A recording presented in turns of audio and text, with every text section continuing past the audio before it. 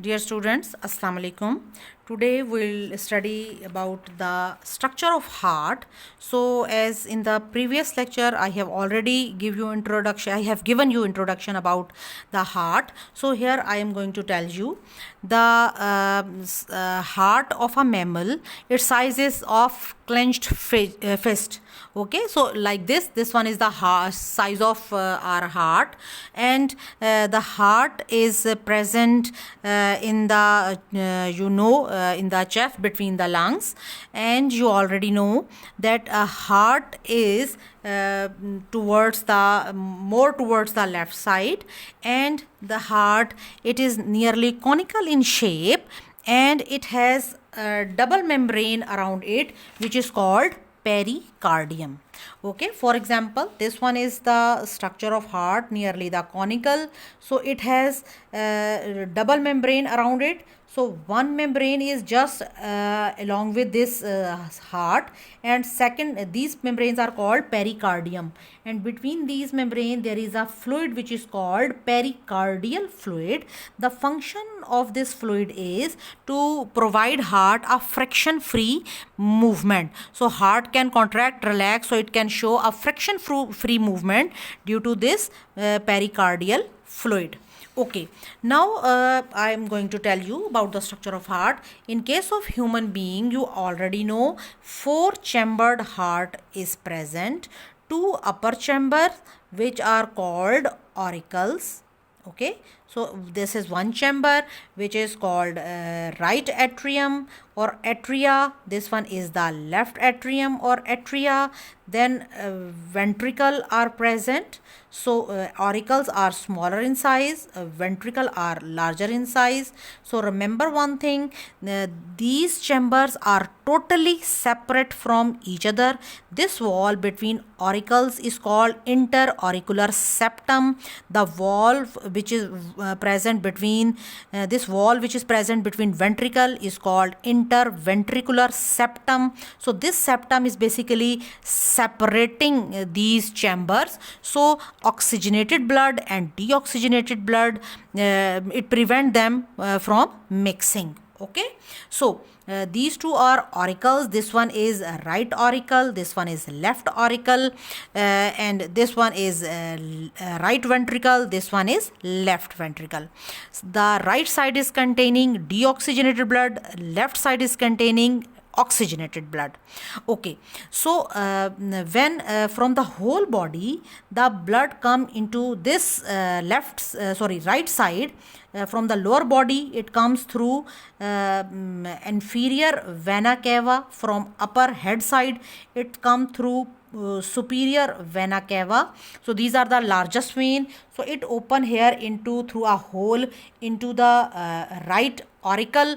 When this right auricle contracts, blood goes into the right ventricle through a tricuspid valve, a valve which is made up of like this muscular flaps. 3 flaps are present, 1, 2 and 1 can be here. So 3 flaps, these are making this valve. So this is called tricuspid valve, like this you can see here.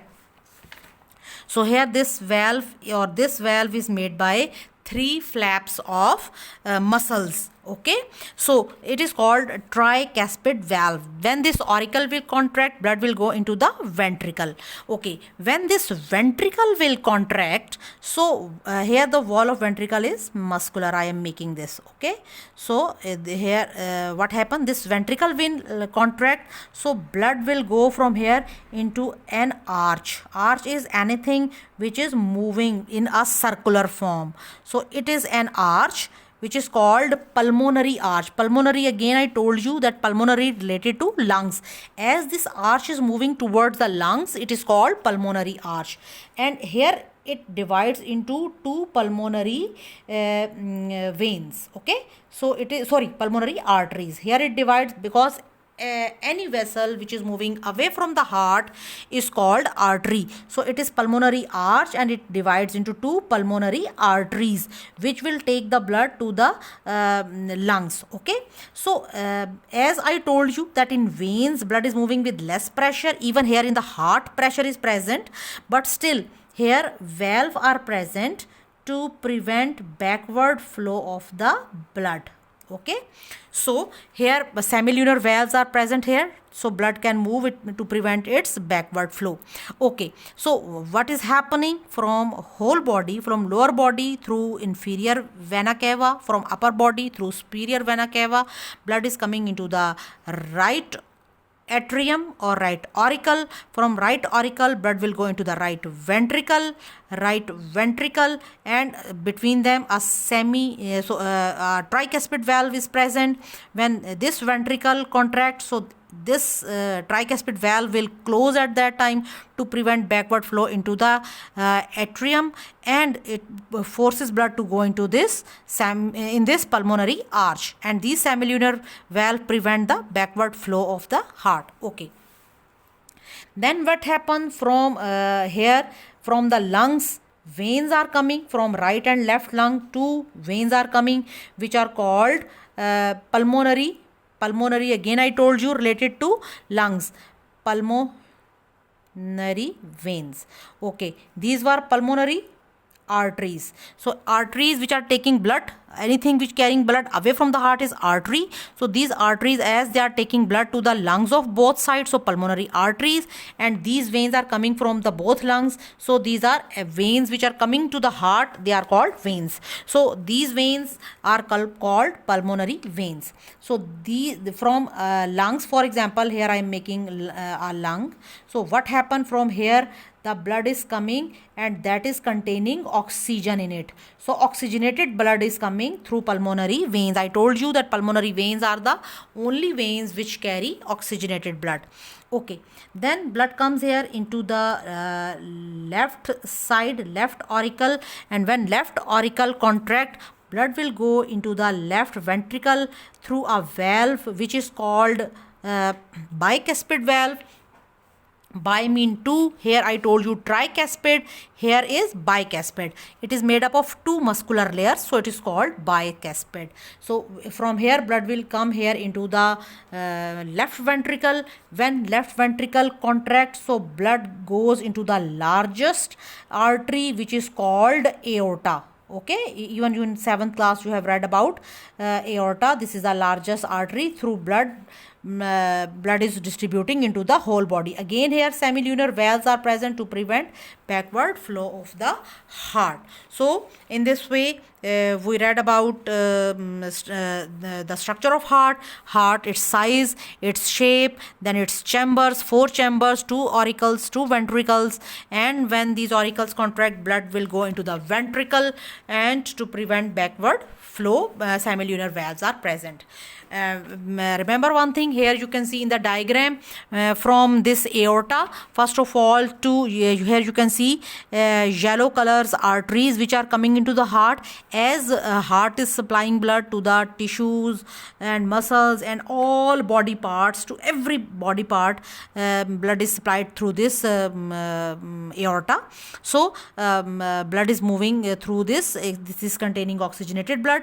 So as aorta moves, so first of all, here you can see yellowish color arteries are coming to the surface of the heart. So heart is also a muscular organ. It also need digested food, oxygen for its proper working. So for that reason these coronary arteries, they are supplying blood to the tissues and muscles of the heart.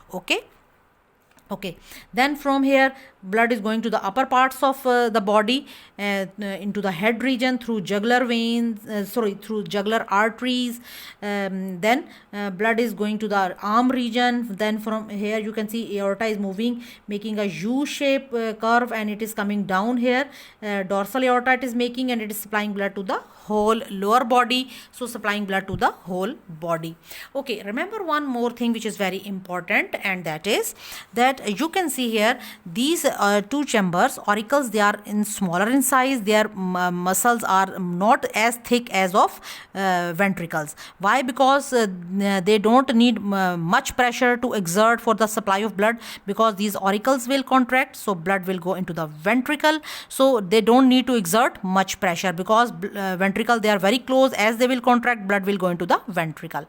And remember one thing, two ventricles are present, right and left.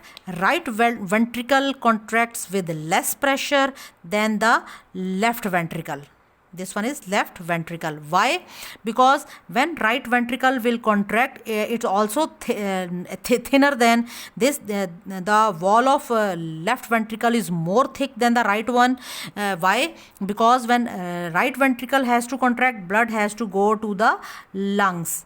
Okay, and lungs, they are present very close to the heart. Okay, so for that reason, right ventricle contract with less pressure, while the left ventricle is much muscular, thicker, and it contracts with maximum pressure. Why? Because it has to send blood into the aorta with full pressure, and aorta has to distribute blood to the whole body. So for that reason, left ventricle contract more powerfully than the right one.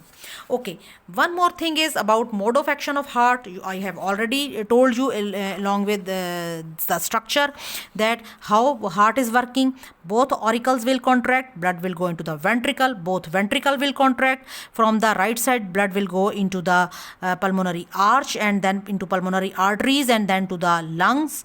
But when this left side will contract, blood will go into the aorta. Through aorta, it will be distributed to the whole body.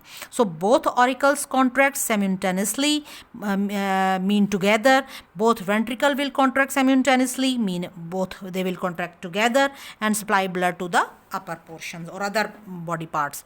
Okay, remember one thing, when these ventricles contract, so at that time these valves will be, tricuspid and bicuspid will be close. Why they will close? So to prevent backward flow into the auricles. Okay, so when these valves close, so at that time a sound is produced that is called lub sound. Okay, so when ventricle contract and blood will go into the this pulmonary arch and in this aorta, so at that time these semilunar valve will close.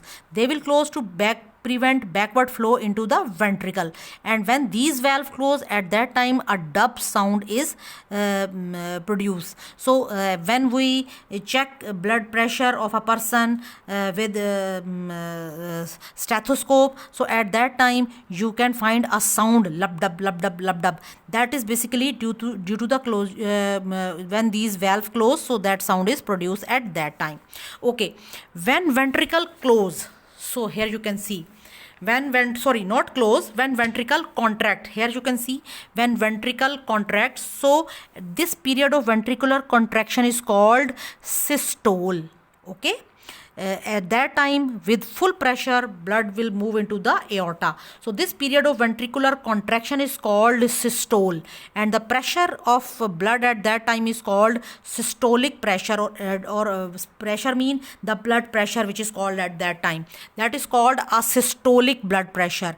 And here, when after pushing blood into these aorta and this pulmonary arch, ventricle will relax, so it can receive further blood from the auricles. So this period of ventricular relaxation is called diastole.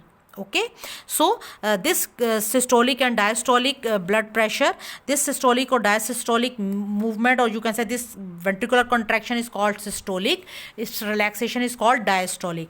This systole and diastole make heartbeat. Okay, so the systolic blood pressure is at that time the maximum pressure with which blood is moving into the aorta is called 120 millimeter mercury, Hg. Okay, this is mercury. Okay, so this is the maximum pressure in normal or in healthy adults, you can say.